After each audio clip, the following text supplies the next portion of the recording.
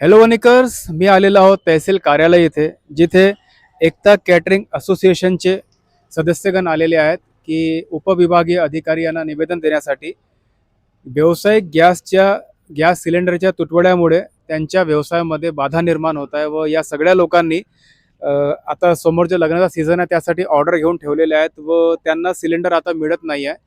त्यांना सांगितलं जात आहे की सिलेंडर सध्या उपलब्ध नाही आहे, तर तुम्हाला काही दिवस वाट पाहावी लागेल. परंतु यांचे जे ऑर्डर घेतलेले आहे व लोकांचे जे लग्नाचे मुहूर्त ठरलेले आहे त्यावर खूप विपरीत परिणाम होणार आहे.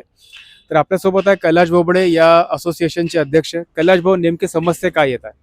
समस्या अशी आहे की आता आपल्याजवळ जे सिलेंडर आहे कुणाजवळच उपलब्ध नाही आहे आणि एजन्सी म्हणतात की आमच्याजवळ सिलेंडर नाही आहे. मग अशा परिस्थितीत आम्ही लोकांनी काय करायचं?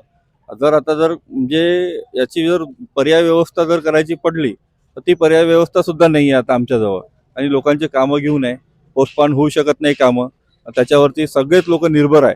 आमच्या या कॅटरिंग असोसिएशनच्या म्हणजे कॅटरिंग व्यवसायाच्या याच्यावरती म्हणजे रोजंदारीवाले जे लोक आहे ते सुद्धा निर्भर आहे. आणि मग आमचं आणि त्या कस्टमरशी वादावाद निर्माण होईल, अशी परिस्थिती निर्माण होईल. त्या सगळ्या गोष्टीतून कसं निघायचं बा, असा याचा सगळा तोडगा काढून आमचा म्हणजे प्रशासनाने आमचं काहीतरी हे करून द्यायला पाहिजे, एक तोडगा काढून द्यायला पाहिजे. उपविभागीय अधिकारी यांनी काय आश्वासन दिलं तुम्हाला? उपविभागीय अधिकारी यांनी आमचं निवेदन स्वीकारलं आहे आणि त्यांनी आम्हाला आश्वासन दिलं आहे की ह्या समस्यामुळे आम्ही जिल्हाधिकाऱ्यांकडे पर्यंत आम्ही तुमचा निरोप देऊ आणि याच्यावर आम्ही तोडगा काढण्याचा प्रयत्न करू.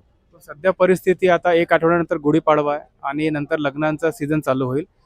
तर परिस्थिती काय आहे, म्हणजे तयारी तुमच्या तयारीवर कितपत त्याचा परिणाम झालेला आहे? आमच्या तयारीवरती जवळपास 100% याचा परिणाम होणार आहे. त्याच्यासाठी आम्ही आज रोजी निवेदन देऊन राहिलो. आणि या निवेदनामध्ये तुम्ही लिहिलेलं आहे की सगळ्यांवर उपासमारीची सुद्धा वेळ येऊ शकते. बिलकुल. जे कर्मचारी जे आमचे जे आहे एकदम कमीत कमी म्हणजे अशा वर्गातले आहे की ज्यांना हातावर आणे ना पानावर खाणे अशी परिस्थिती त्यांची असते, रोजंदारीवाले असते. जर हा व्यवसाय जर बंद पडला तर त्यांच्यावर उपासमारीची सहजच आहे, उपासमारीची परिस्थिती येऊ शकते. तर स्वयंपाकीपासून तर वेटरपर्यंत सगळ्यांचा या व्यवसायावर एक प्रकारची भिस्त आहे. त्यांचं घर त्यांची उपजीविकेचे हे साधन आहे. SDO साहेब म्हणाले की सध्या घरगुती गॅसबाबत कुठलाही तुटवडा नाही, परंतु कमर्शियल गॅसबाबत ते वर माहिती घेतील व यांना आश्वासन दिलेलं आहे की लवकरात लवकर यातून तोडगा निघेल. परंतु सध्या परिस्थिती पाहता ही परिस्थिती खूप वाईट आहे.